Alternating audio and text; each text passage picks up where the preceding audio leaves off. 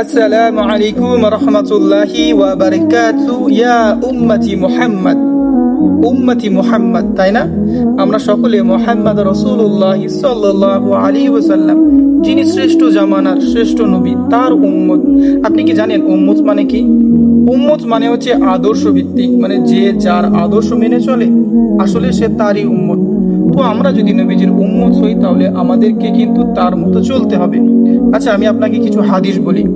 যে হাদিসগুলো যদি আমরা না মানি, মানে যে কাজগুলো যদি আমরা না করি, তাহলে নবীজি নিজে বলেছেন সে আমাদের অন্তর্ভুক্ত না, মানে সে উম্মত থেকে খারিজ হয়ে যাবে। আপনাকে উম্মত হতে হবে, তাই না? দেখুন, প্রথম হাদিসটা বলছি।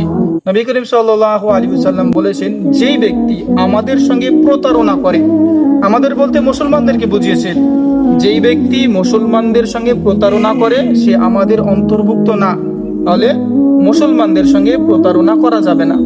এরপরে তিনি বলেছেন অন্য এক হাদিসে, যেই ব্যক্তি আমাদের বিরুদ্ধে অস্ত্র ধারণ করে, মানে যেই ব্যক্তি মুসলমানদের বিরুদ্ধে অস্ত্র ধারণ করে সেই ব্যক্তি আমাদের অন্তর্ভুক্ত না, মানে মুসলমানদের অন্তর্ভুক্ত না।